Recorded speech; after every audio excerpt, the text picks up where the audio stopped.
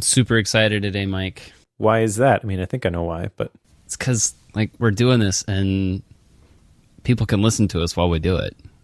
it's true. This is a live recording. Super excited about So this. people can hear all of the mistakes that we make and all of the stuff that I typically edit out. So, which means you can hear it whenever my kids are banging against the door or something weird's going on in my house. That's Live what that podcast is live. Be forewarned. Yep. So if you're in the chat on the live site, you'll definitely hear some of the stuff that's normally cut out. But we'll see how this changes things with Bookworm. Hopefully it doesn't change a whole lot, but I am super excited about it. So this, if you're not aware of what's going on, we do have premium memberships on our club.bookworm.fm. And if you are a premium member, you have access to a live page where you can click the little play icon and listen to this as we record it. So if that's of interest to you, you can sign up for a membership and you can join in on the next one. Yeah, and this was the easy thing to add in terms of benefits for premium members. We do have some suggestions that I'm kind of thinking through how we can do that. Like one of the things people suggested was interviews with authors. And while I would love to do more interviews with authors, I need more clout with authors who are not authors of the Clan of the Cave Bear. So I have a limited pool to draw from. Hopefully that changes as we go, but I think that's a great idea. But this was something that wasn't going to increase the amount of work we had to do, and it would be an easy thing to see if people liked it. So that's why we started with this thing. And, hopefully people like it. Maybe they don't, we stopped doing it, but it really wasn't a huge investment to get this up and rolling because you're a wizard and you know how to set up all the things. So all we really have to do is hit record an audio hijack when we go live. So, but this is, kind of the point I'm making is that this is hopefully just the tip of the iceberg in terms of the things that we're going to be adding to the premium membership. Although we don't really have a solid roadmap yet for what else is coming. Right. We have a lot of ideas, and you and I have talked about things that we would like to do for Bookworm memberships for a long time. So I think the hope is that we'll eventually add quite a bit to it, but it takes time. But all that to say, we're live. We are live. Exciting. Just like me at MacStock in a couple of months. That was a terrible segue. That was just terrible. Sorry. Well, I want to crank through this follow-up because I feel like we've got a lot to talk about in today's book. Yeah. But we've talked about the memberships. We talked about the live podcasts. I do want to mention MacStock again because I had somebody just the other day who's like, hey, what was your code again? I think I'm going to be able to make it. So if you're coming to MacStock, definitely come say hi. And if you haven't bought your ticket yet, use the promo code FOCUS because now it will give you the early bird price and it will save you $70 on the weekend pass. So there'll be a link in the show notes. It's not a special link. Just use the code FOCUSED if you like saving money. I don't know why you wouldn't do that, but go for it. Right. Yes. So MacStock, it'll be fun. Mike and I will be there. Our friend Josh will be there speaking as well. Mac Power Users is being recorded live this year at MacStock. I'm pretty excited about that one too. I'm apparently excited today. Yep, that'll be fun. I have attended a live Mac Power Users recording before, and I can indeed say that they are a ton of fun. Live Steven is the best Steven. Good. We got a couple action items to follow up on. The first one here, I took on the task of building my own Zettelkasten. Side note, I did this whole Twitter conversation. There was a Twitter conversation about my critiquing the spine of the book, How to Take Smart Notes, and it being backwards. Yeah, apparently that's a European thing. And I had to defend you with screenshots. Because it is backwards. It is. At least per what I'm used to. I don't think I have ever seen a book back in that form. But yeah, so let me... is it true that that's the... I didn't look into it, but is that the European way of doing it? I don't know that. Tulip Girl says it is, and I'll take her word for it. But just for people who haven't been on Twitter and haven't seen the screenshot that I shared, basically you put your books on the shelf with the spine facing out and you put them with the top on the top and the bottom on the bottom, right? So spine's out and then not upside down. And then yes. All the books on my bookshelf have the words on the side, but they are rotated 90 degrees clockwise. And I took a screenshot of the How to Take Smart Notes book on my bookshelf. And what we mean is that if you put it not upside down, it's the words on the spine are rotated 90 degrees counterclockwise. So it is exactly backwards to every other book on my bookshelf, unless you take the book and put it upside down on the bookshelf, and then the spines read the same way, which seems weird. Right. I don't know why people would do that differently in different parts of the world, but that could very well be a thing. It could also be, I don't know, the weird. Academic books are published a different way. I have absolutely no idea why this is the case. I just know that knowing that a book is upside down on my bookshelf bothers me, and looking at the title going the other way bothers me. Yeah, I don't know. All the books that I have, they read top to bottom as you're looking at the spine and it's standing up, but this one reads bottom to top. Oh, another thing I just noticed. Weird. So if you have the book like laying flat on your desk, yep. Okay, and you're looking at the spine, so the cover is on the top, yep. The words are upside down. Yep. It makes no sense. That's how I found it. Yeah, that's how I discovered the problem. That can't be right. I'm still going to say this is a problem because you can read the spine correctly if you put the book upside down. Yep. That's just, it's wrong. It's weird. I don't care if it's a standard somewhere, it's wrong. Now that we've angered all of Europe, tell us about your Zettelkasten. Don't hate on me, but the Furious Rose is coming for you. I did build a Zettelkasten, and I did do it in plain text, and I did do it with Vim, which means I get to maintain my happy life with a Zettelkasten on command line. Life can continue. I think maybe we need more details on this, but I also think maybe an audio podcast isn't the medium. Yeah, I thought about trying to figure out how I do this, but the short of the long is that Vim, being the amazing text editor that it is, allows me to midstream search for other files, kind of like a fuzzy search. So I can search for other Zettelkasten notes and copy the reference for where that file is and just drop it into the note that I'm on right now. And then there's a shortcut, it's just built into Vim, GF, and it will automatically take you to the other note. So it kind of acts like hyperlinks, okay, but it's plain text. That's the way it functions. That's the base structure that I need to have in place for it. I am combining like reference notes and the idea notes themselves into like the permanent notes. I combine them into one directory. So I'm kind of cheating in that sense, but it means that I can maintain reference links perfectly between them. Okay. That's kind of the complicated technicals, but maybe screenshots and stuff would better serve this. But well, if you decided that you wanted to write your first blog post in like 3 years, we could put a link to it. I know. Has it been 3 years? Please don't tell me it's been 3 years. I just picked out that number. I have no idea. You just don't. It might be. Blog That's a whole the lot problem. Anymore. Hey, I've been there. I've been better lately, but here we are. I built a Zettelkasten, Mike. All right. So, all right, let's get off of me. What did you do? Yeah. Well, I mentioned the process that I wanted to use in the last episode. I found some issues with that, though. Okay. So just to recap real quickly, my initial thought was that I was going to use drafts to capture ideas, which that part works beautifully. And then I was going to use Notion to plan everything and Ulysses to write everything. And my plan was to use the X callback URL schemes in Ulysses in a link field in Notion so that I could have a Notion card or whatever you call it for this thing that I want to write, and then it can show up in the Kanban or the Scrum style view, and then also in a calendar view. And then when I want to write, I just click on that link. It takes me straight to that sheet in Ulysses, which is the whole point of those URLs. But the URL fields in Notion only support web URLs, which is a pain.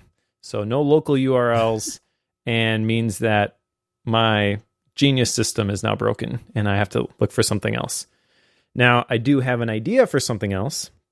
One of the links that was pointed out to us, and I think we maybe even mentioned it on the show was the Zettelkasten.de, and there's a lot of resources that are available there, including how to set up a Zettelkasten with NVAlt, if I'm remembering correctly. Yes. Well, Brett Terpstra has, as we're recording this week, launched a beta of NV Ultra, which is basically NVAlt Plus. And I probably owe Brett a bunch of money for all the things that I've been using of his over the years anyways, so I'm definitely going to buy this as soon as it comes out. Even though I absolutely love drafts, and it means that if I put stuff in here, it's not available on iOS most likely. I don't really know. Sure. Maybe it's plain text, it's in Dropbox, I can get to it anyways. I'm not sure how that's going to work yet. But it sounds like, based on the conversation that he's had and the types of things that he's added, that this might be kind of the ideal replacement, because it sounds like you can kind of link things together inside of this NV Ultra that I've not yet seen. So you can do that in NVAlt. Yeah, but from the post that I saw, it kind of sounded like they recognized that this was the next step and they made it a lot better. But I don't know what that looks like. Oh, okay. So not a whole lot of details there, but I'm going to give it a shot. Cool. No, I haven't looked into, like, I knew that he had released comments and such around the beta for NV Ultra, and was definitely planning to look into it. I just haven't had the time to see what all he's released on it. Yeah, well, he mentioned in the post that there've only been like 20 people who have gotten access to it. I'm not one of the 20. Sure. I'm okay with that. I'm going to look at it soon, though, whenever it becomes publicly available. Fair enough. So back to square one with my Zettelkasten. But I will say that I have been using Notion to publish things, and if you've been following my blog at all, you've noticed that I've published a lot more, not just with the launch stuff for faith-based productivity either. I think I published even 2 blog posts in 1 week, the week before that, which is probably the first time that has ever happened. Sure. So I think the perspective change of recognizing, like, eliminate all the friction from idea to publish post, that's kind of working. I'm just still searching for the right tools to make it as seamless as possible. Well, that said, let's go into today's book. Let's do it. We have a lot to cover here. Yes, we do. 15 chapters, I think. I don't know. I think we're gonna do it different. Today's book is Emotional Intelligence by Daniel Goleman. The tagline on this is the groundbreaking book that redefines what it means to be smart, or why it can matter more than IQ. I guess that's probably the actual tagline. Emotional Intelligence, why it can matter more than IQ. I have the 10th anniversary edition. Did you get the same? Yes, I think so. The purplish one. Okay. That just occurred to me. I'm conflicted on this one. I have areas where I really love this, and I have areas where I really hated this. So this will be a fun conversation because of that by itself. But you have quite a bit of background in this world. I think you know way more about this than I do. I do. Now, I know enough to make me dangerous, but probably not enough to have an intelligent conversation with Daniel Goleman. All right. So I'll say that right now. Like, I understand what EQ is and how it works. I have a rudimentary understanding of the brain physiology and the stuff that happens.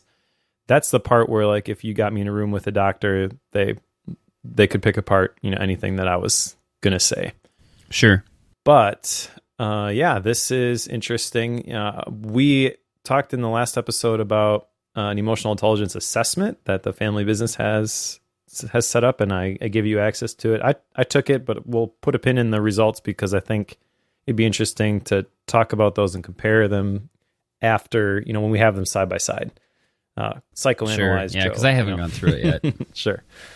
Yeah. Which is... Time got away from me, and I was busy, building things for live streams and such, and didn't get it done. We'll forgive you. But I think that that'll be an interesting conversation too. That part of it, though, I realized as I went through this book, kind of has forced me to look at it through a more practical lens. This book was not exactly what I expected. I obviously have heard the term emotional intelligence and recognized Daniel Goleman's name for a very long time because this has been a part of what I've done for a very long time. But what I was surprised by was all of the other people's research that he referenced in here. It felt a lot like, what was that book I didn't like? The Dan O'Reilly book. Predictably Irrational? Yes. Which is a very academic book, and that's really the main thing I had against it. It wasn't, that the book was bad, but this one felt a lot like that, and this was probably the closest book we've ever had for me not getting it done. Sure. This one was down to the wire because it's almost 300 pages, and it's broken down into 5 sections, but towards the end of the sections, when he's talking about the application of this and why you want to develop these skills in school, well, I work with a family business that sells this stuff to schools. You don't have to convince me that we should be teaching this to kids, so just recognize that's the perspective I'm coming from as we talk about this. My biggest qualm, because I'm with you, I almost didn't get through this.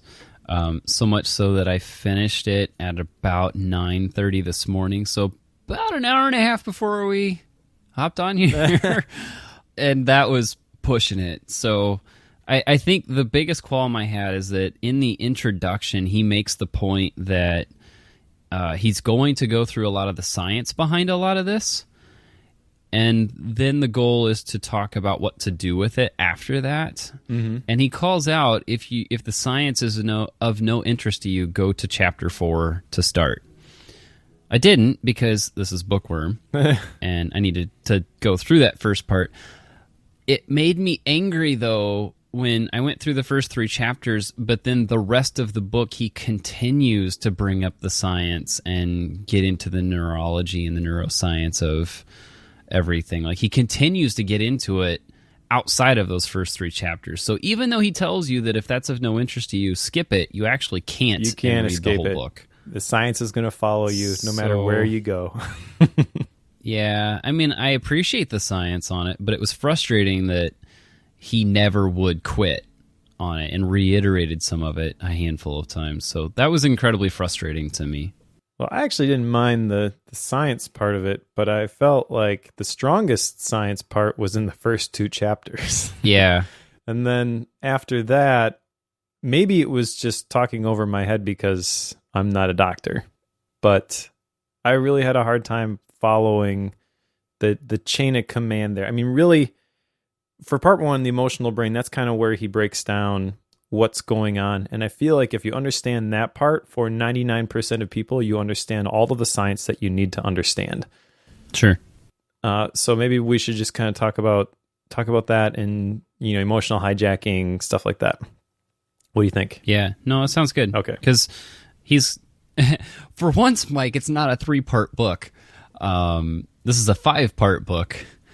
And I think that's because in the intro, he talked about how it was received a lot better than he intended, and it went further than he expected. So they revised and expanded it, and I was really wishing he hadn't when I finished. So I wonder if he added 2 parts, because I don't know what was in the original. Yeah, but could be. Yes. So yes, part 1, he talks about the emotional brain, and this is all about the science behind it. I have no idea how to talk about this, Mike, because I don't recall it well enough, other than stuff happens in your brain to cause it, which is a terrible way to say this. Well, I can kind of break this down. I'll try to do it quickly. So the first chapter is what are emotions for? And he defines the word emotion. The root of it is the word motir, which means to move, plus the e prefix, which means to move away from. So your emotions were, he's arguing, basically the thing that would get you away from danger, away from the saber-toothed tiger who's trying to eat you. And that really is at the heart of this fight versus flight response. And the term he uses for that throughout the rest of the book is emotional hijacking. Now, basically, what happens when this fight versus flight response is triggered is that your brain gets these signals and it goes through a certain pathway. It goes to the thalamus and splits into a couple of branches. One goes to the neocortex. That's the thing that processes things rationally and logically. One goes straight to the amygdala, which is the emotional brain. He calls it the seat of all passion. That's located on each side of your brain, right above the brainstem. That's the thing that controls affection and then also passion. Okay, so what that does is it means that part of the signal is not being filtered through the neocortex. So ideally, the signal would go through the neocortex, then to the amygdala, and now you've thought about it rationally and you can appropriate a proper emotional response. But because it branches, part of it goes straight to the amygdala, doesn't get processed rationally, and so it gives your brain the opportunity to say, Mayday, Mayday, we need to do something about this now. Okay, and like I mentioned, when you were being chased by tigers, that maybe was a good thing because it kept you alive. Sure. When you are in an office environment and you're trying to figure out the correct response to a coworker who you're going to see every day for the rest of your life, you don't want to fly off the handle because your survival is not being threatened. Okay, and that's a general statement, I know, but I'm fairly safe in I think in saying that. Haven't worked in an office environment lately. I know you have, so maybe you're going to rebut me on that, but I don't know. But I don't think I'm going to rebut that. Okay. But anyways, the point is that this fight versus flight needs to be tamed because of the way society is now and how we have evolved.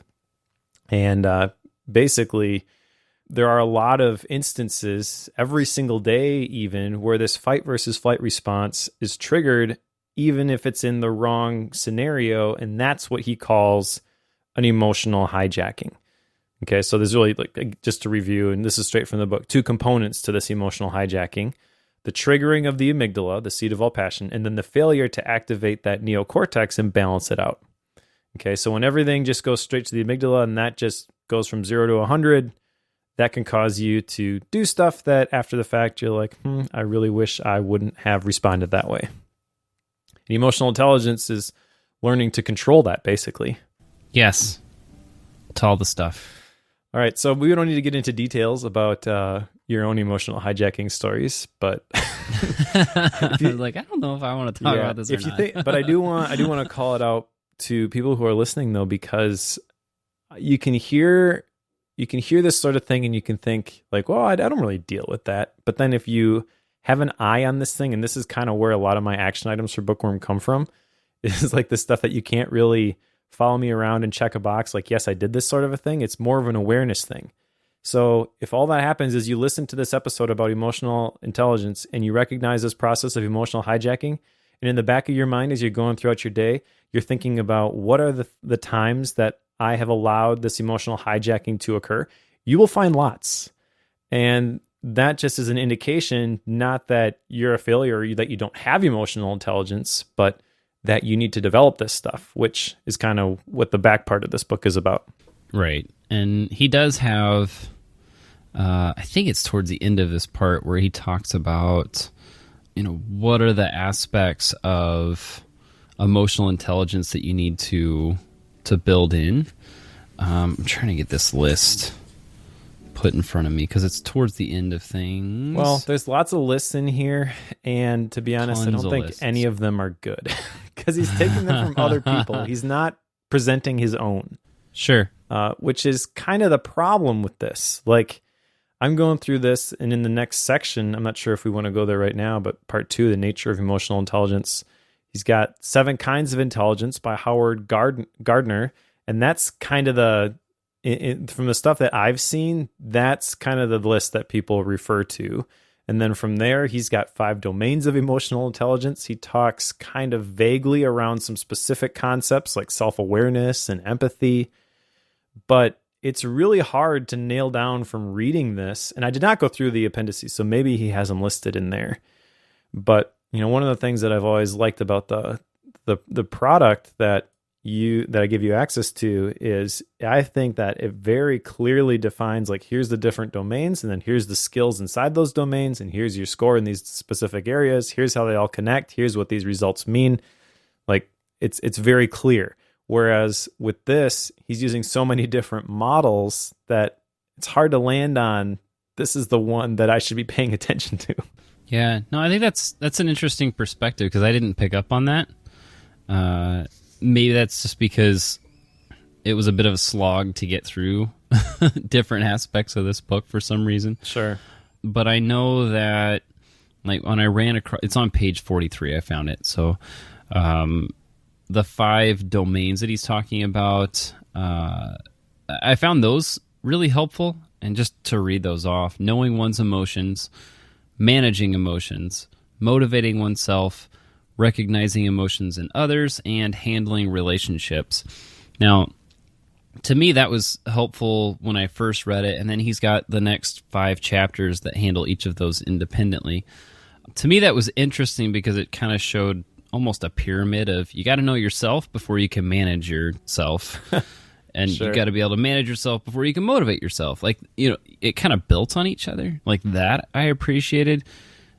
But I can see your point pretty easy because he does start referring to other aspects of, like, emotions in general whenever he gets into each of these even. So, yeah, I could see that. Yeah, well, I guess just to push back on that a little bit from my perspective, the 7 Kinds of Intelligence by Howard Gardner, you know, he mentions verbal, mathematical, spatial, kinesthetic, which is kind of like people who are really good at sports. They have kinesthetic intelligence, musical intelligence, and then interpersonal and intrapersonal. Interpersonal is kind of like the social skills. Intrapersonal is kind of self-management. So traditionally, emotional intelligence has been defined as those last 2, interpersonal and intrapersonal skills. Okay, but there's also like another model that I'm familiar with. You know, he's got the 5 domains of emotional intelligence. One of the domains, or one of the things that I'm familiar with, there's 4 key performance areas. So they're all a little bit different, but they all talk about the same things. Number 1 is relationships and interpersonal communication. Number 2 is personal leadership. Number 3 is self-management. Number 4 is intrapersonal development. So you can cut and slice this stuff a lot of different ways, but I kind of think if you look at those 7 Kinds of Intelligence by Howard Gardner and you just view emotional intelligence as interpersonal and intrapersonal, that gives you the most solid basic framework for identifying what falls into the category of emotional intelligence. Sure. No, that makes a lot of sense now that you say that. But, of course, I'm a complete newbie to this, and you've been around it for quite a while, so it's interesting to take some of like my gut reactions and then overlay the background that you have on this. So it's like, oh, this actually seems like it works really, really well. Oh yeah, I could see there's a lot of flaws with that. Well, part of that might just be my preference for a different way of looking at it too. So I want to call that out. I'm not trying to say that Daniel Goleman is wrong. He is the guy when it comes to this stuff, right? Sure. I really, you know, if we were to have a conversation, he would talk circles around me for sure. He knows this stuff way better than I do. Sure. But we're approaching this from the perspective of rating this from a bookworm perspective. How did you like the book? What did you get out of it? That sort of thing. And so everything negative that I'm going to say is not a character reflection or judgment on Daniel Goleman and his work. It is just my preference for the way that he presented it in this book. Yeah. And I do think that this is a super, super important topic. One of the quotes that I really liked, and again, not Daniel Goleman. Most of the good stuff in here I realized was not Daniel Goleman. This was Howard Gardner again. He says, "We subject everyone to an education where if you succeed, you will be best suited to be a college professor. And we evaluate everyone along the way according to whether they meet that narrow standard of success.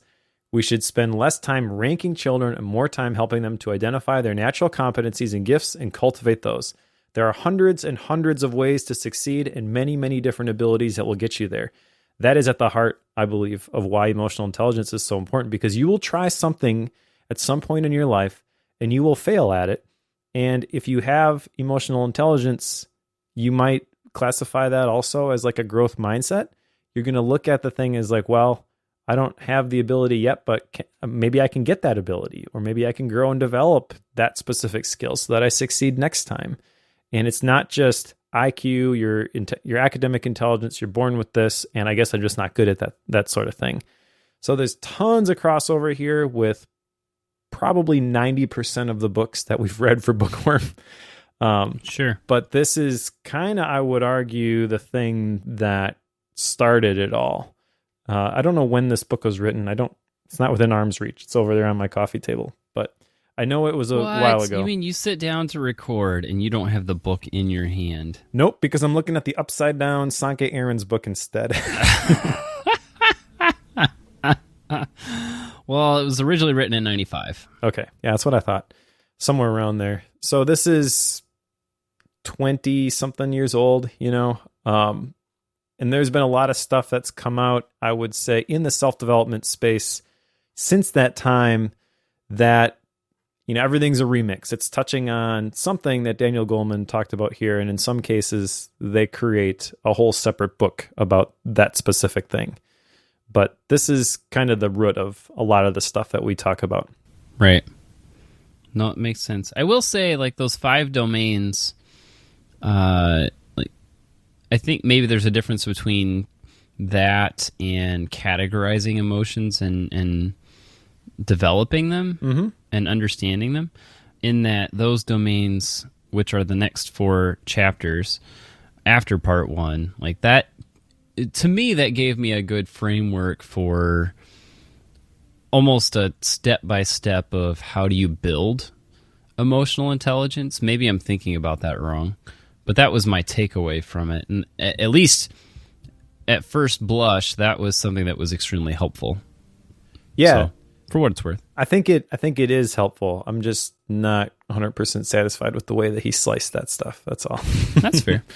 That's fair. One other thing from this section, though, that's worth calling out is that he mentions in chapter 3 that at best, your academic intelligence determines only about 20% of your success. Okay, and then he goes on and he says that IQ, or academic intelligence, and EQ, or emotional intelligence, are not opposite, but they are separate. So that doesn't necessarily mean that emotional intelligence accounts for 80% of your success, although I would argue it does. Okay. So there's some research that goes as far back as 1918, published by Charles Mann. And I believe that this is talking about, the term he uses is soft skills and people skills. But that is very analogous with emotional intelligence, in my opinion. Maybe somebody will try to correct me and say, no, those are different. But that study showed that only 15% of job success comes from technical skills, and that the 85% comes from having well-developed soft skills and people skills. So I just call that out because as you read through this, it kind of seems like Daniel Goleman is not wanting to make an outrageous claim that he can't back up. But I would say, even if he were to have made the outrageous claim, it's not outrageous enough that this stuff is really, really, really, really, really important. Sure. Well, I won't argue with that, because I run across in a lot of the things that I do. I feel like I've run across a lot of students that are super, super book smart, but you can't hold a conversation with them. Sure. And to me, this is why. And this is why I think this topic of emotional intelligence has come up how many times, Mike, over all the books that we've read? It's my fault. I feel like it comes up a lot. Yeah. It's your fault? Yeah, I tend to drag it into a lot of different things. But yes, it does come up quite a bit. Because it's so all-encompassing of a lot of the different success skills that we talk about. I mean, that statistic that I just shared, that soft skills, and I would argue emotional intelligence, soft skills and emotional intelligence really are all about working with people. And that's kind of jumping ahead a little bit, but there's lots of research that shows that these are the things that employers are looking for in today's workplace. It's not, do you have the technical skills to do the job? Sure. So again, you could view that as like fixed mindset versus growth mindset. But when I get the person here, are they going to be able to adapt and learn the things that they need to learn in order to thrive in this environment? however you define that, whether it's soft skills, emotional intelligence, growth mindset, whatever, the key competencies there, I think, are the same. Sure. One thing I wanted to talk to you about from this, though, is this whole idea of emotional intelligence and extroversion. I'm not sure if your brain went here when he talked about how men and women who have emotional intelligence are outgoing. So he's not saying this per se, but we just read Quiet by Susan Cain not too long ago. Right. So the question I had then is, does emotional intelligence make you less of an introvert? That's interesting because I hadn't thought about it in that regard. I did connect the differences between personalities and emotional intelligence. Like that concept I did contemplate to some degree, but I didn't do it in the sense of, does this make you more extroverted, as much as, are you able to be true to yourself in public and in private? Like that was kind of the connection that I was making.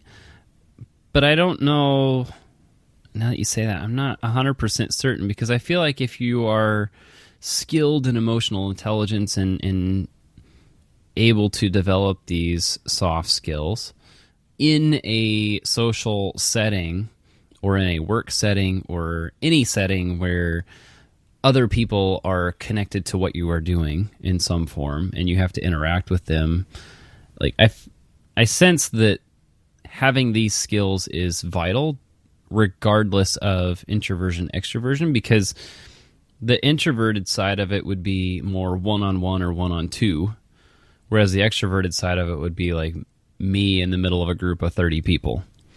Okay. Like, those are two very different social settings, and I feel like you have to have these skills for both. Yeah. Does that make sense? I feel like I just rambled. I think if I'm hearing you right, what you are saying is that if you are introverted, you may be outgoing, but you'll tend to be outgoing with smaller groups, as opposed to being extroverted, where you kind of thrive in the large group setting. I think so. That's me talking out.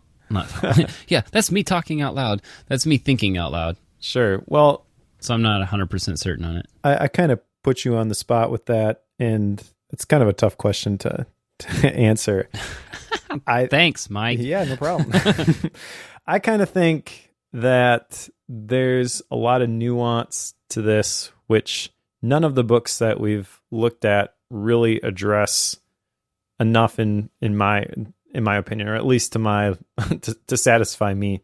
Because when we were going through Quiet by Susan Cain, kind of in the back of my head was the fact that I am an introvert. I took that self-assessment. 18 out of 20 questions lean towards the introvert, so definitely introverted. But everything that I do that brings me joy, that brings me life, that brings me energy, happens to be public, or you could make the argument extroverted. So that was something I had trouble reconciling, and I feel like we kind of touched on it a little bit during that episode. And I think that's kind of where emotional intelligence, the idea it really like came up was, I probably made the argument in that episode that emotional intelligence is kind of the thing that allows you to override your natural preferences, sort of a thing. But this whole book is basically about how you can develop these emotional intelligence skills. He talks about neuroplasticity later in the book and how you can change your brain and how your brain naturally prunes itself of the things that you don't use and that sort of thing. So I kind of lean more towards Daniel Goleman's stance on this, where maybe you are born introverted, extroverted, but a lot of the development that happens while you are young in the emotional skills that you develop determines what people would call, or how people would label you as either introverted or extroverted when you are older. I guess, you could take a 100% introverted person, and if you did everything correctly throughout their entire childhood to develop the emotional intelligence skills, their emotional literacy, so that they were comfortable in any situation, you probably would think that they are an extrovert when they got older. And going back to the Susan Cain book, he makes the argument that like, well, some people do that, but it's exhausting to them. I kind of think that maybe if you have emotional intelligence developed to the ability, developed high enough, it doesn't have to be exhausting is kind of the point, because you're not constantly in that state of fight versus flight, and you're not having to constantly put that thing down. You've developed the barriers, or kind of like in the bowling alley, you've got the gutters that come up for the little kids so they don't just keep throwing the balls in the gutter, like that sort of thing. The guardrails that keep you from getting to the point where you're investing too much emotional energy just trying to overcome this thing and talk to this person or this group.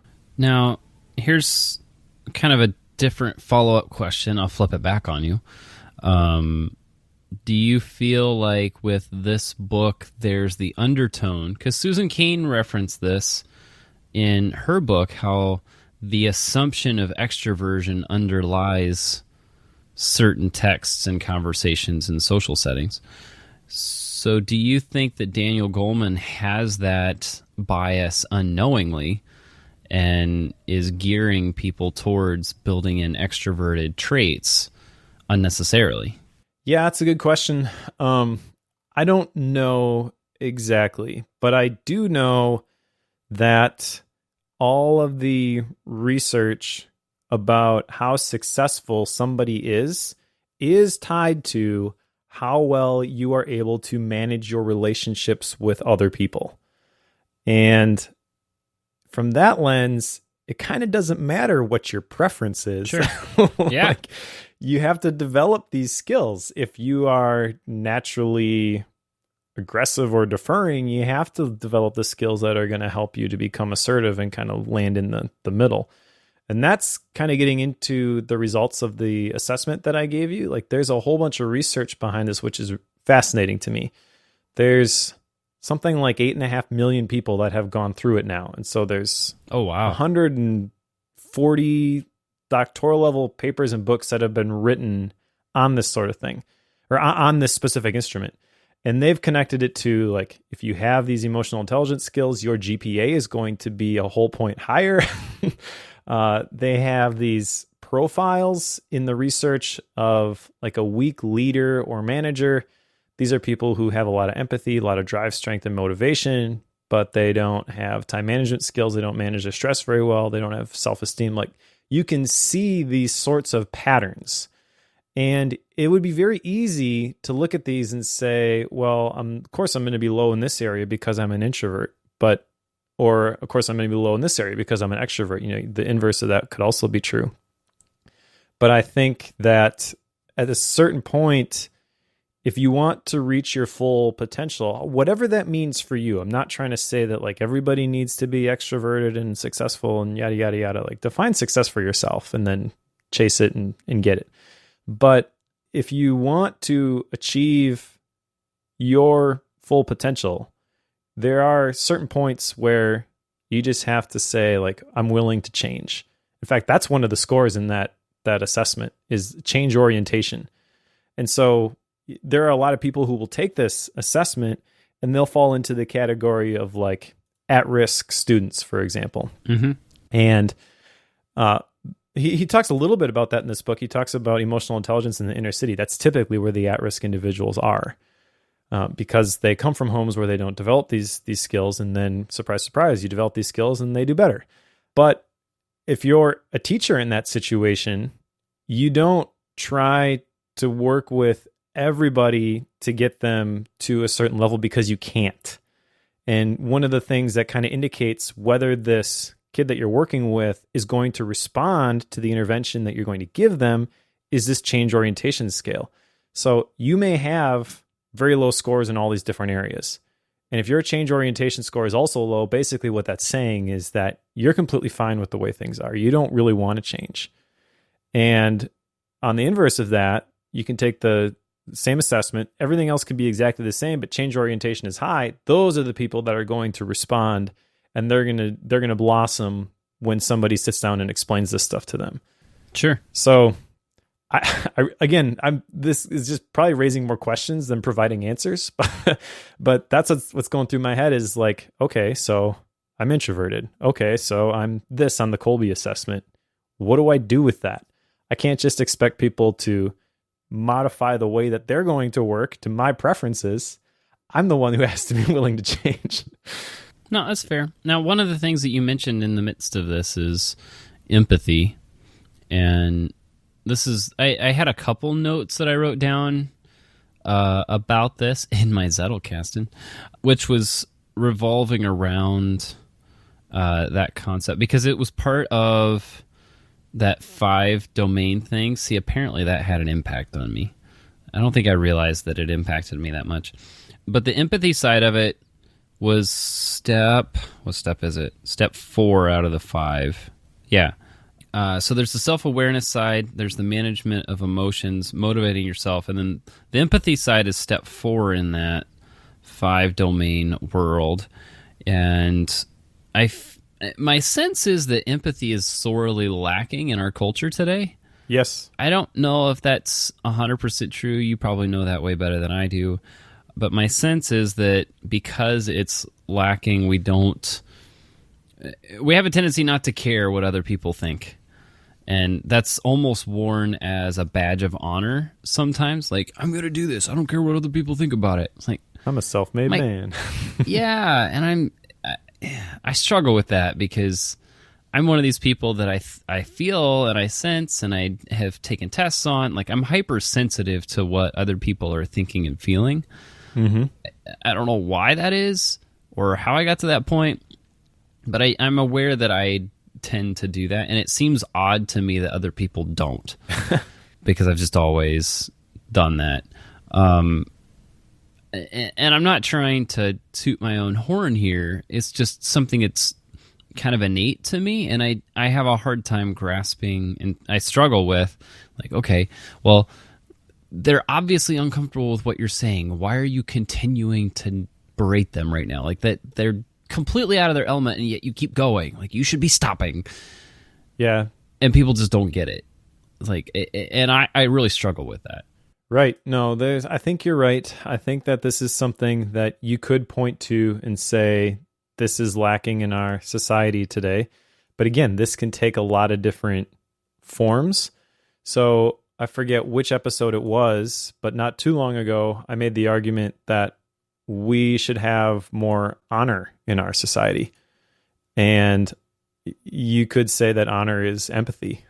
Sure. It's empathy displayed for people who have achieved a certain level, not just in age, but what they've been able to accomplish. Like, you can define for yourself what deserves honor, but at the core of it is this empathy, which is being able to see, hear, feel what the other person is going through. Now, I'm not sure if you've ever heard it said that like 90% of communication is nonverbal. Yeah, I have heard that. Or I guess maybe nonverbal is not the right word, although I think that's how he said it in the book. But nonverbal to me is like the text on the page. That's not what he's saying. What he's saying is that there's a lot of nuance that determines what's being said that you can miss if you don't have empathy. If you just look at the message, if you just look at the text from the text message, you're not going to get sarcasm. A lot of different things, a lot of those nuanced things are not going to be there. And so someone might say something sarcastically and you get mad at them because you think it's a personal attack, which is, by the way, side note, why I think emojis are so cool. Yeah. I feel like people write this off as it's just a stupid little kid thing, but what it does is it gives you the ability to add all of that nuance back into a text-based message, which is... Not all. Some. Yeah, I would say it takes some time to kind of learn how they're used in specific scenarios. It's kind of like learning another language. But once you understand that, it gives you a much bigger palette to work with when you're trying to communicate your message to other people, whether it be text message, email, or something like Slack, for example, which increasingly that's how people are working. So if there was one thing that I could say in defense of the open office design, it would be that you do eliminate a lot of the potential for something that somebody said to be taken the wrong way. And now all of a sudden they're all ticked about it and they hold this grudge and it affects their work for 3 days until it gets dealt with. You kind of can see that there's something here, or maybe, a lot of those incidences don't even happen when you do have face-to-face communication. But empathy is another way to say this, I think, might be like, people don't care how much you know until they know how much you care. That's really what empathy is all about. Like, if you want to be any sort of successful, qualified, effective leader, this is something you really have to understand and develop in yourself. And I'm looking at my results from this assessment that I took, and my empathy score is kind of in the middle. So there's definitely room for improvement for me here. And that's kind of the thing as I'm looking and I'm reading through this book, is like, this is the thing that I really want to develop, is this ability to, at any given moment, not just when it strikes me, but be able to put myself in the other person's shoes and see things from their perspective. That's really what empathy is. Sure. No, makes sense. Let's go on to part 3. I think this will be fun. Emotional intelligence applied. Yes. You put a link in here. I've not clicked it yet. Well, before you click that, should I click it now? Go ahead. Okay. But let's just break down these sections in here. All right. So there's 3, I think, chapters in here. Chapter 9 is intimate enemies. Chapter 10 is managing with heart. Chapter 11 is mind and medicine. This is all under the header of part 3, emotional intelligence applied. And just by reading those chapters, you can basically get all of the main points he's saying in this section. But I feel like you missed the big one, which is why I put the whole link in there. Okay. All right. So just real briefly, let's talk about the main points from these sections, though. So intimate enemies, this is really talking about your close relationships, specifically your significant other. There has been a crazy climb in the eventual divorce rate, which is different than the divorce rate that everybody has heard. Like, for a while, it's been around 50%, right? Well, he breaks it down for like people who got married in the 1890s. The chance of them getting divorced at some point in their life was 10%. In the 1920s, it was 18%. In the 1950s, it was 30%. In the 1970s, 50%. 1990s, 67%. And he kind of ties this back, and I completely agree with this, to not having enough emotional intelligence or you could really just probably encapsulate this in a lot of cases with the word empathy, but we'll use emotional intelligence because there's a lot of other stuff that goes into it. But really, there's differences between how boys and girls typically are raised, and that kind of leads to this scenario where there's going to be conflict. And if you don't have the emotional intelligence skills to work through the conflict, then, things can end up in a not ideal scenario. Anything else you want to add from that section? No, I think that covers a lot of it. I just know that the divorce rate thing by the year they were married was astounding to me. Yep. That was way higher than I was expecting. Yep. Yeah. And it's old, too, at this point. I'd be curious to know what the more recent numbers are. Written in 1995. Well, he updated it in 2005, so I don't know. True. That's what I don't know is, did he because the version I'm looking at was updated in 2005. What I don't know is, did he update those numbers? Well, I kind of think he would have just slotted in a 2005 number, because I don't see that going down anytime soon. Yeah, that's true. But actually, one other interesting thing from here was there was this guy, John Gottman, who we had heard in a different book. I couldn't place on where I heard that before. But he did this research where he brought in these couples and they talked about things, and he could predict within 94% accuracy who was going to be divorced within 3 years. And this book kind of shows through the example that really what he's able to identify there is the emotional intelligence skills that they either have or don't have in their relationships with each other. So, yeah. The next section, managing with heart, this is really about don't be a jerk and be a good leader by developing your emotional intelligence skills. And that's where the link comes in. But before we get back there, mind and medicine, one of my main notes under here was Being Mortal by Atul Gawande, because he talks about all this stuff. Yep. Basically, like, just interesting. There's a whole book written on this now. Yeah, exactly. So don't just consider the facts, but consider the patient's emotional state when treating the whole patient. there, done with that one. Let's go back to the business one because this one's interesting. Okay. Yeah, so I'm looking at this link. This is an infographic. Yep. This obviously needs to be in the show notes. It's pretty intense. I'm kind of going through it. There's a lot here. Yeah. So this was originally published at the University of Maryland in the Robert H. Smith School of Business. It's called Emotional IQ in You. And what it shows is basically that if you want to be successful in the workplace, whatever that looks like for you, this is kind of specifically, this infographic, I think, originally targeted more towards like workforce development, people entering the workforce or re-entering the workforce. What are the things that are going to help you get and stick in a job? Okay, so this first part especially, over 1 in 3 hiring managers are putting an emphasis on emotional intelligence. 71% said it's more important than IQ. That's what Daniel Goleman's arguing.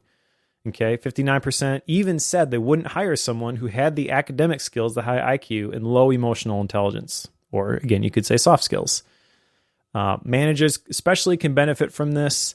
Lost time accidents were reduced by half.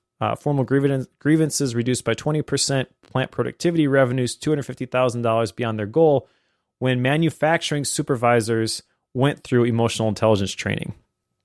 And then it talks about why employers value these skills. They help people remain calm under pressure, resolve conflict effectively. They're empathetic to their colleagues. They lead by example. They put more consideration into their business decisions. And all of that adds up to 34% higher profit growth in firms with managers who have high emotional intelligence. And to be honest, that is just the tip of the iceberg. All right. Yeah, so that one stood out to me. It's like 35 or 34% higher profit growth, I should say. That could be a lot. Yeah. Well, you want some better That's huge. You want some better statistics? Okay, so at L'Oreal, they had a process for selecting sales agents, and they changed it. They started selecting sales agents using emotional competencies instead of the standard competencies. What they found is that the sales agents that were selected using the emotional competencies outsold the salespeople using the other competencies on an annual sales basis of $91,370. So almost $100,000 more per person, who maybe they went to the same schools, had the same resumes, the same internships. Okay. But one person has the emotional intelligence skills that you need, and that's going to result in $100,000 more money for your company. I mean, that's a lot. Exactly. Which is why smart companies are recognizing this. This is not a trick question. You're trying to decide between two people. And if I were to tell you, you can know with 100% certainty, almost 100% certainty, which one of these is going to result in 100% more revenue, and you're not going to pay them more, yeah. Right. And actually, I should say that these skills are also going to be the thing that helps that employee climb the ladder and become more successful. Another statistic, in a large beverage firm, 50% of division presidents typically left after only 2 years. So what that means is that you constantly have to be replacing those people. You constantly have to be retraining, rehiring, looking for more people. Okay. But when they started using emotional competencies to hire those division presidents, only 6% left after 2 years. And they outperformed their targets by 15 to 20%. One more. The Air Force found that by using emotional intelligence to select their recruiters, they increased their ability to predict successful recruiters by nearly 3 times, and the immediate gain was a savings of $3 million annually.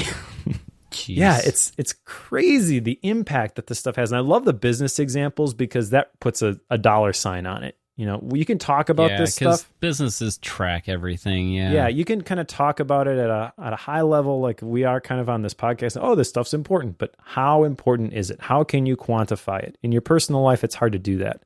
When you talk about a business who changed some practices and started teaching this stuff and they saw these results, it kind of puts more meat on the bones, I think. For sure. Just going back to the link, because there's a couple sections towards the end of this. I really like this infographic, so if you're listening to this, I highly recommend you take a look at this. But it has a couple sections that Mike didn't refer to quite yet. One is how emotional intelligence affects your image, like how you come across to other people. And then it has a section about taking stock of your own emotional intelligence and improving that. So there are some keys there, but of course they're just, they're keywords to, look at gestures, pay attention to body language. Like these are things that, aren't in depth by any means, but they're at least points to keep in mind. So going through this very quickly, it seems like a great overview of basically this entire book, but from a business stance. Yep, definitely. And going back to those 5 different domains, that section that you were talking about, take stock of your own emotional intelligence. To attain these qualities yourself, consider your own emotional intelligence. Do you? And then the first 2, I feel like encapsulate everything. Do you recognize your emotions, and do you register others' emotions? Yeah. That comes back to intrapersonal and interpersonal communication skills. So you can slice it a lot of different ways, but I kind of feel like anything outside of those 2 domains or those 2 things now is just personal preference, and you're trying to put your own stamp on the thing, Part 4? Sure. Windows of opportunity. I wasn't sure what to think about this section. It felt like reiteration to me. I wasn't even really sure what to put in this section for the outline. Yeah. A couple of things I put just because they were interesting as I was reading them. They're not really like the main ideas here. I guess real quickly, the chapters in here, the family crucible, trauma and emotional learning, and temperament is not destiny. So the family crucible, I didn't really write down a whole lot from this section. There was, again, a list in here with 7 different things. So it says... Yeah, what was that even for? I read this almost and then all I finished the kids chapter. Who do poorly in school lack one of the 7 key elements of EQ. So, this was another example where like, okay, we got another list. Oh, so that just completely invalidated what I read earlier. Okay, well, we'll just read between the lines here. Spit out the sticks. Right. But the things he lists here, I agree with: confidence, curiosity, intentionality, self-control, relatedness, capacity to communicate, cooperativeness. But emotional intelligence is emotional intelligence. I mean, it should be the same skills that you're developing when you're young as the things that are important when you're older. How you act them out maybe is going to change a little bit, but I don't know. This just seemed like noise to me at this point, but I wrote it down because lists. Because lists. The thing that was interesting to me from this section was the whole discussion of PTSD. Now, I have not suffered from PTSD, so I am not educated in this at all. It kind of sounds like Daniel Goleman has some experience with this, or at least working with people who have gone through this. So please understand this through his words, not mine. But I liked the discussion of what happens when PTSD kind of rewires your limbic circuitry. It kind of gave me a picture for what's really going on there. So the idea behind PTSD, again, from someone who has no experience of this, just trying to regurgitate what Daniel Goleman has said. In an instant, you can be taken back to the moment of trauma, and your brain is quick to be flooded with adrenaline and noradrenaline, which mobilize your body for an emergency. And he's got some specific stories of people who kind of go through that in the book. He says that you lose the ability to control CRF, which is the main stress hormone that the body uses to trigger the fight versus flight response. So basically, your body, once you go through something really traumatic, is quick on the trigger when it comes to activating this fight versus flight.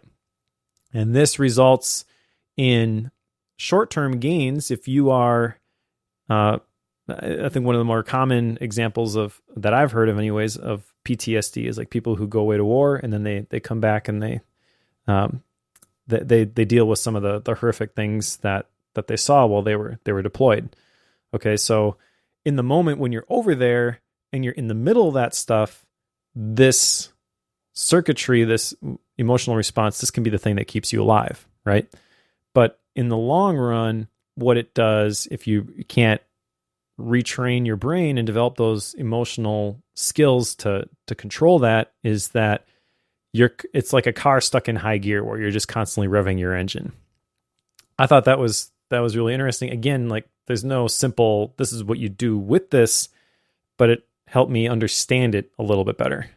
Yeah, I have not personal, as in me, experience with PTSD, but I do have a couple family members who have struggled with it. I'm not going to tell their stories because I'm pretty sure they're not comfortable with that, but it's kind of terrifying not being the person and just seeing the results of it. Like it scares me. It really does. Like, okay, there's these little tiny triggers and they can cause all kinds of problems. And in one scenario, there's treatment and such being done that seems to be right in what Daniel Goleman would like to see done in that scenario. But yeah, there's a lot, and it's kind of sad to see, like, there's a lot of people that don't understand PTSD. So it is kind of refreshing in this regard, it's refreshing to see that he does seem to understand it, especially at a very detailed level, and understand what you could do to help, maybe not necessarily eliminate it, but keep it under control. So that was encouraging, at least. Yeah, Daniel Goleman's statement from this section that stands out to me is that once your emotional system learns something, it never lets it go. You just learn how to control it. So you develop the emotional skills that you need to manage it, basically, which isn't an ideal solution because, again, I'm not in that situation. But you can't just go back to the way things were. You just kind of learn to make the best of the way things are. Right. Now, Mike, you and I, we've talked about like growth mindset and fixed mindset quite a bit in the past. I would say, Carol Dweck's book Mindset is probably one that we both reference a lot. And it seems like we come back to it quite a bit.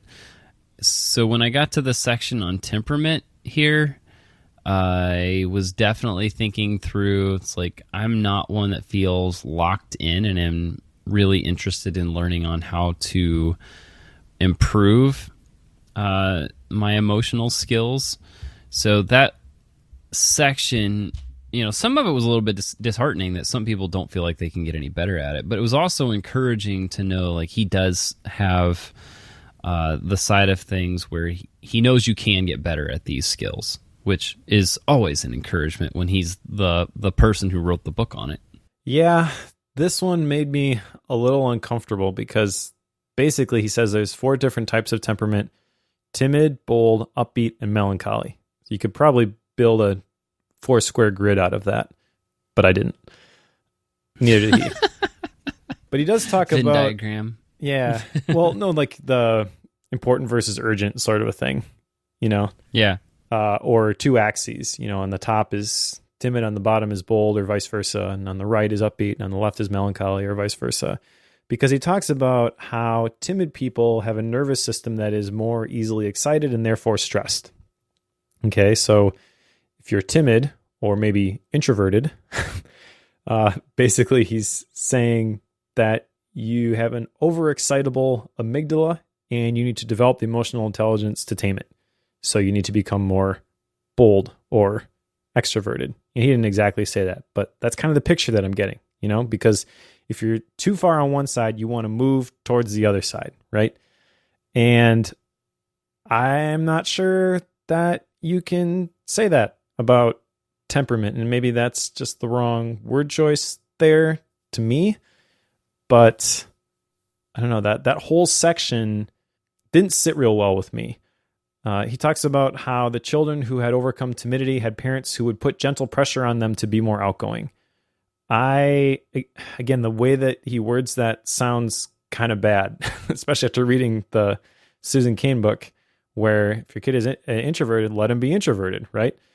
But I do think that you do have to learn how to cope with these different situations, and you can put your kids in a safe environment where they can learn these skills, whether or not they are homeschooled, public school, private school, doesn't matter. which kind of gets into the next section. But anyways, so I don't know exactly where this line is between your temperament, or maybe you might even say your personality, because upbeat melancholy, like that could get factored in there too. And I could definitely see those being applied to the term personality.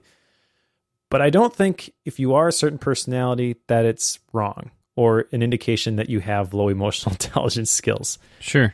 Again, I don't know where the line is between like, oh, I need to override my personality, or this is just the way that I'm wired. I kind of think, though, especially after reading this book, that, and I'll say we because I fall into this sometimes too, but generally speaking, we default to saying it's not my fault, this is the way that I'm wired, instead of figuring out, well, what are the things that I can do to change and get better? Yeah. And improve my own situation. Bringing it all the way back to another emotional intelligence skill, which is personal responsibility or self-determination. But we're not going to go there today. Just further proof that all of this stuff is related. Yeah, and it's fairly fluid, and we're always learning a lot more about it. That's probably because a lot of this is dependent on brain science. Yeah. In one degree or another. And I think maybe that's what you're bumping into with all these different models or ways of slicing and dicing, in that everybody's still trying to figure out what's going on and trying to create the categories. So everybody's positing their own version of those because we don't really understand it all that well. Maybe that's what's going on. Yeah, and they're saying, this is the thing.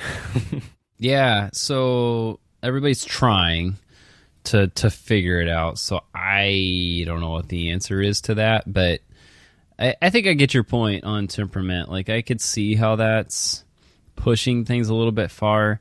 I didn't really get that vibe from him. Not saying it's not there, I just didn't pick it up when I read it. Yeah, I think I'm totally reading between the lines on this, but that's where my brain went. So maybe it's my own fault. Yeah, which makes sense given your background. Yeah. Did you talk about the last section, the emotional literacy? Yes. Or illiteracy. Illiteracy, right, yeah. Right, because Chapter 15 is the cost of emotional literacy. Chapter 16 is schooling the emotions. I don't have a whole lot to say on this section because really he's making the case that we should be teaching this stuff in schools, and he is absolutely right. Although I look back at the resources that he shares, and I'm familiar with some of those, and a lot of them I don't like. Yeah. So that kind of ties back to what we were just talking about, where like people will pick out a piece of this and say, this is the thing. If you look at some of those different tools that are in the back of the appendix, he I think kind of cherry picked the ones that line up with the way that he sliced this stuff. And he's like, this one was good for teaching you this, and this one is good for teaching you that.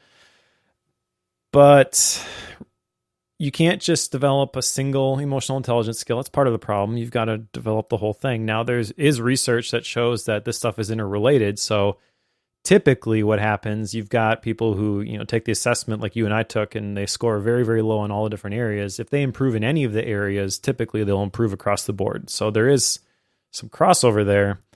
But just as an example of people who have like cherry picked a single piece of this, that we covered Grit by Angela Duckworth. Okay. You and I both very much liked that book. Right.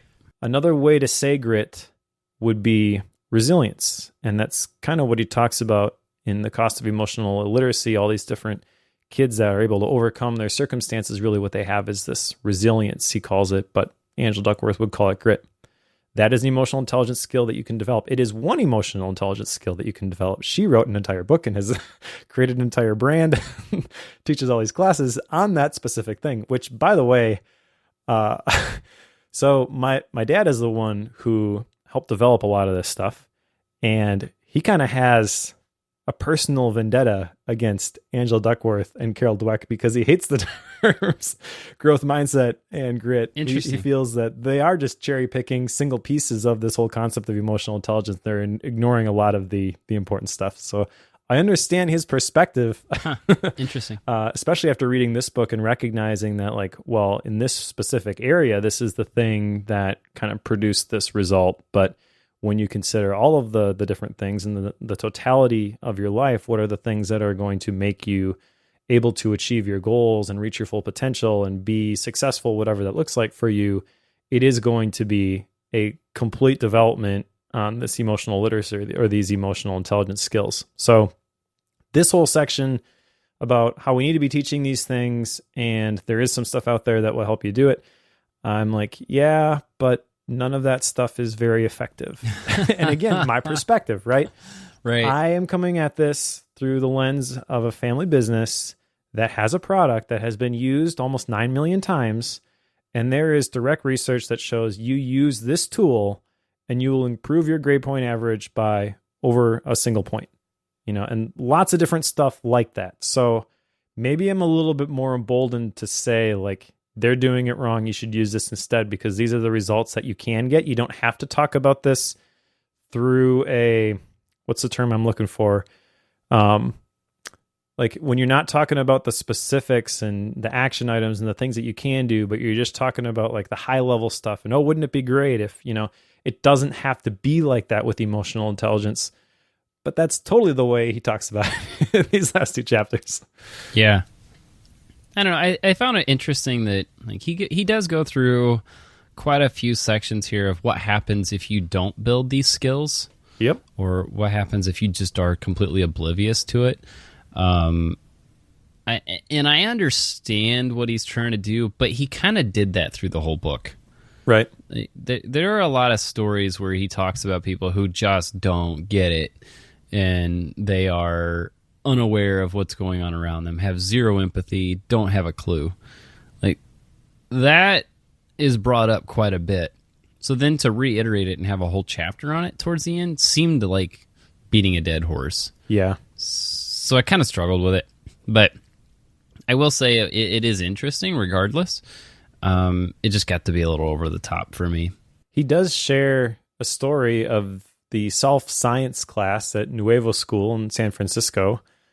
And I felt like that story was a little bit sensationalized. Not saying that the stuff that he talked about there doesn't happen, but it was presented in such a way that he made it, he really illustrated, and I think kind of the point he was trying to make was like, this type of stuff does not happen other places. And I feel like that's kind of unfair, that it does happen other places, and you don't have to do it the exact way that they do it, but kind of the sense you have after hearing that story is like, oh, wow, they're doing it right, and everybody else is doing it wrong. I don't really think that's the case.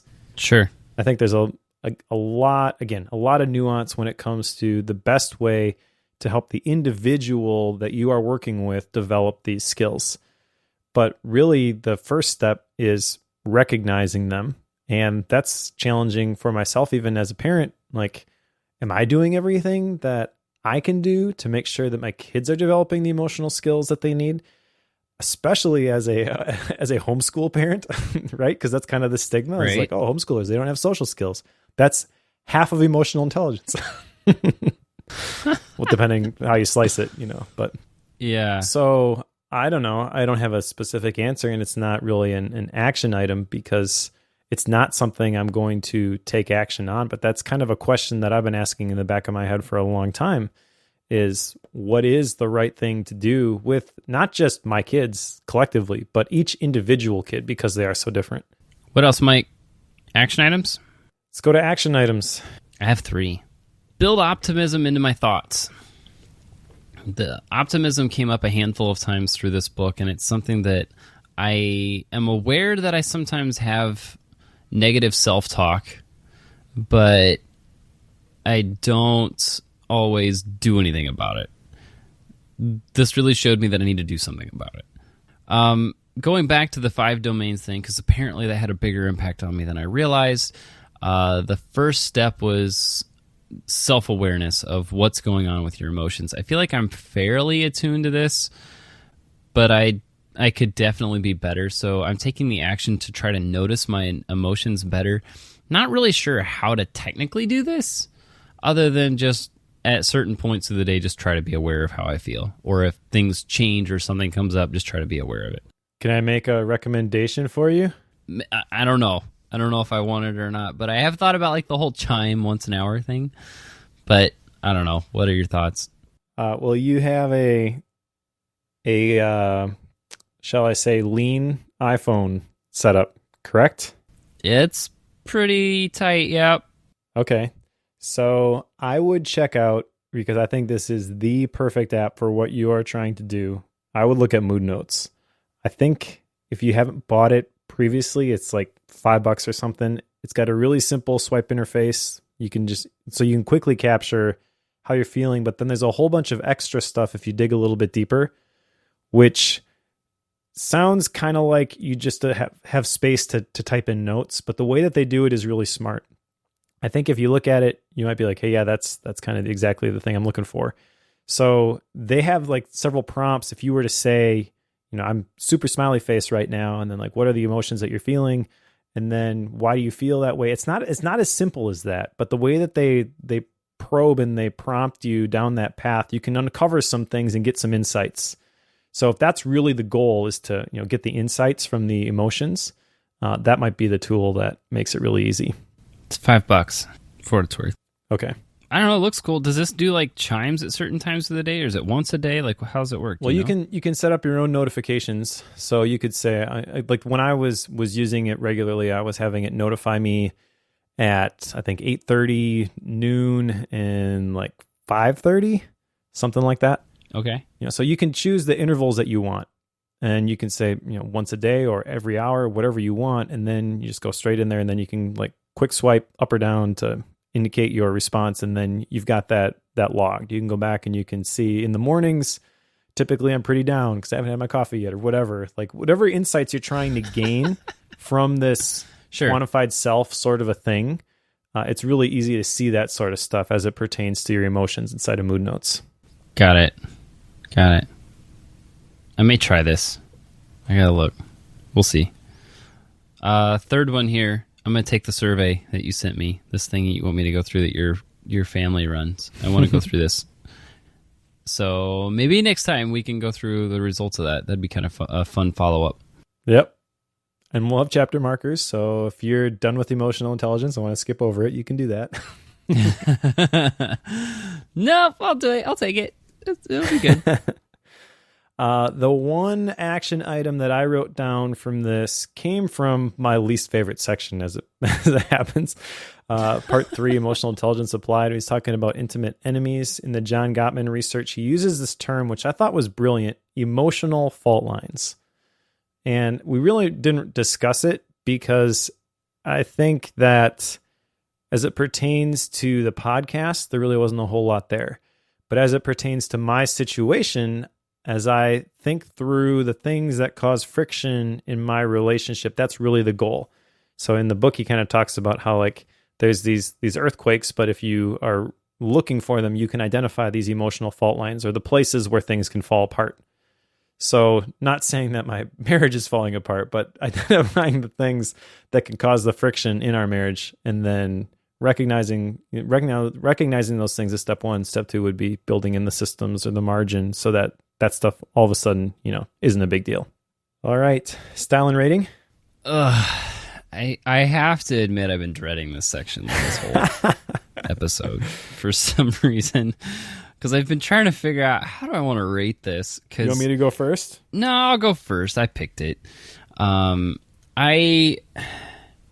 This is one of those where the concept and the awareness that it brings you are invaluable, but the book itself is really, really hard to go through and get there. So I almost feel like I want to rate it 2 different ways and give it a 5 and a 1 at the same time, which is so weird. Like I've had this before where, one doesn't match up with the other, but I feel like they haven't been this severe before. So I cannot say that he's an easy person to read. When he gets into storytelling mode, it's great. When he's telling stories as examples, those work out really, really well, and I liked those. But the moment he starts trying to expand on it and talk about it, he gets into some of the science typically where he really shouldn't, and just kind of expands things to the point where it's just kind of hard to read. Maybe that's just my opinion. I don't know. It was It was a challenge, is what I'm saying. So rating it, I'm going to put it at a 4, I think, just because I like what he's saying. It was just hard to get. So yep. I hesitate to recommend that people read this, but I also want people to get the concept. So I don't know if there's a better avenue to get. You would know the answer to that. But I have a hard time recommending it, but I will put it at a 4. There you go. I'm done. I'll quit now. All right. Well, I have seen all over the place this book, which is white and has orange letters, I believe. It says Emotional Intelligence 2.0. What I thought we were going to read was an earlier version of that book. Turns out it's somebody totally different. So yeah, it's a different author. In the emotional intelligence space, at least in the last 10 years, that is the book it sounds like everybody is going to, but I have not read that, so I can't recommend that one over this one. Sure. I can say that Daniel Goleman is the guy when it comes to this stuff. This was, like I said at the beginning, not what I expected. The first section was. I loved the brain science stuff, actually. When he got into his models, he started losing me. And then I feel like he talked around some different concepts that he could have highlighted a lot more strongly as like, these are the skills, specific skills that you need, not relying on other people's lists and talking around things. But I do think that this is an incredibly important topic. I do think that he has earned the right to be the voice behind this. I personally didn't really care for the style all that much. I found myself wanting to skip large portions of it. I didn't. I muscled through it. But this was I'm trying to think of the last time I went through a book like that. I was really just bored trying to crank through it. Now, that isn't to say that it's not a good book, though, either. And I'm trying to separate in my head my perspective being around this stuff for a while and somebody who is coming to this for the first time. I feel like for somebody coming to this for the first time, this book reads a lot easier.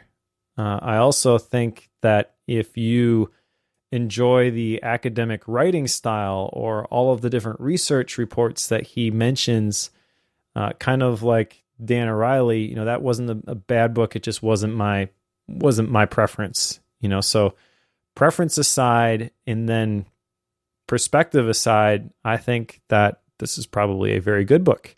I can't completely disconnect from either of those things though. So I'm going to actually join you at 4 stars.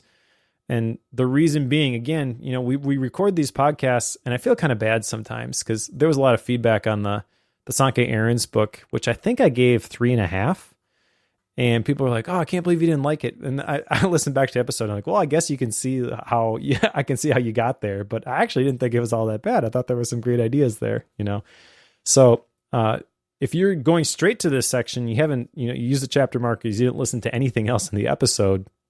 I think like that maybe makes a little bit more sense if you're going through this linearly and you've listened to us complain about the way that he's done things. Yeah. Maybe that's a little bit surprising that we're both ending up at 4.0, but I feel like this is a good book. There's really not anything wrong other than some preference stuff that you and I have. And again, I said at the beginning, right. Like if I were to sit down and talk to Daniel Goleman, someone who's listening to the conversation would very quickly side with him instead of me because he's going to be way smarter and way more steeped in this stuff than I am. But so just take everything that you have heard so far, all of our complaints, with a grain of salt. Yeah. Because I really do think this is a worthwhile read. Is there something better? I don't know.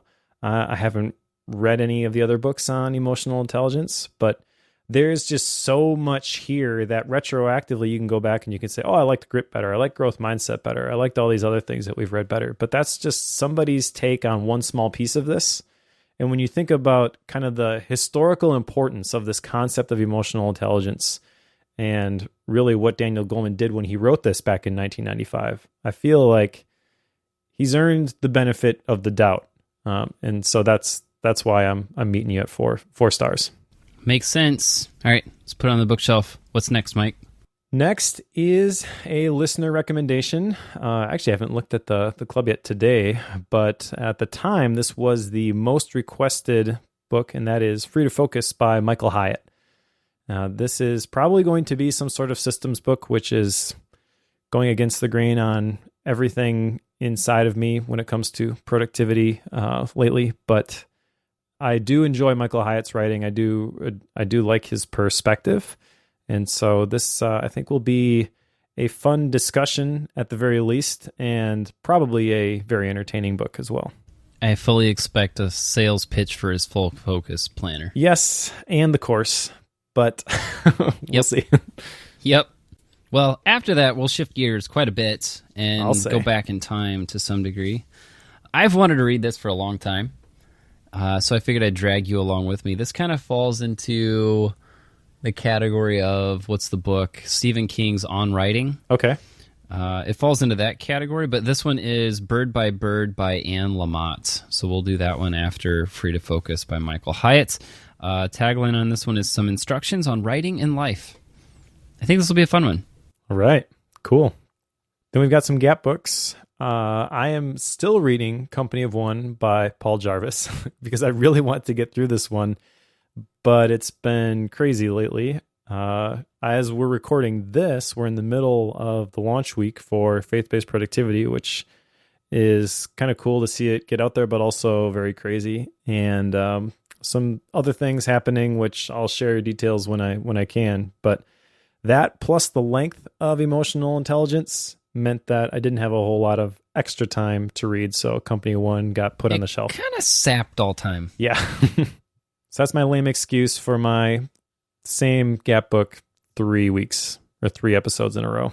Yeah, I'm in the middle of one I wasn't really expecting to pick up for a Gap book. It's called Healing Lyme by Stephen Buhner. Longtime listeners of the show know I've picked up Lyme disease and I'm in the middle of fighting that. This book is like the de facto book for how to beat it. So I'm kind of going through that in a very leisurely way because it's similar to this book, Emotional Intelligence, in that there's tons and tons and tons and tons of science at the beginning, and then he starts talking about the healing process. It's huge. So there's a lot to it. So it's not one of those sit down and read it in 2 days sort of thing. It's borderline textbook. So anyway, I'm going through that, trying to figure out how to take care of myself. All right. If you want to recommend a book for us to read, you can do so over at the club. Go to club.bookworm.fm and make sure that you're signed up, and then go to the recommendations category and recommend a book, but also make sure that you vote for your book after you recommend it. We can sort those books by the votes, and that's kind of how I've picked anyways, the last couple books that I've picked for Bookworm.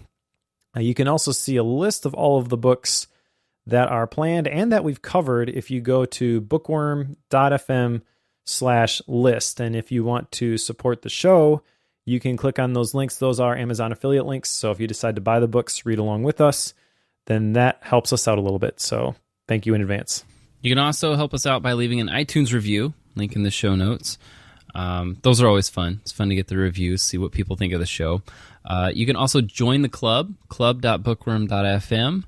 Lots of cool conversations going on there. I'm terrible about keeping up with them, but people love talking about the books, especially the one we did last time, How to Take Smart Notes. That one took off very quickly. It's a system, so everybody's got thoughts on the system. We're going to be posting our action items that we talked about here on the show as soon as we're done recording here, since, if you're listening to the live version of this, which, hi, you'll get to see those right away, and we can talk about those right away. If you're not a member and you haven't listened to the live, you have to wait for the episode to come out. So we'll post those action items up there, but you're welcome to share yours as well to get some accountability towards those. And again, I mentioned the memberships piece of that. Join the premium membership on the club. So club.bookworm.fm/membership. That'll get you to the sign up for that. And it's $5 a month for the subscription, and then you get access to all of Mike's book notes and the live feed and a private area and the chat system. Like, there's a lot to it. So support the show, help us keep the lights on, and become a premium member of the Bookworm Club. All right, so that'll do it for Emotional Intelligence. If you're reading along, pick up Free to Focus by Michael Hyatt, and we will talk to you next time.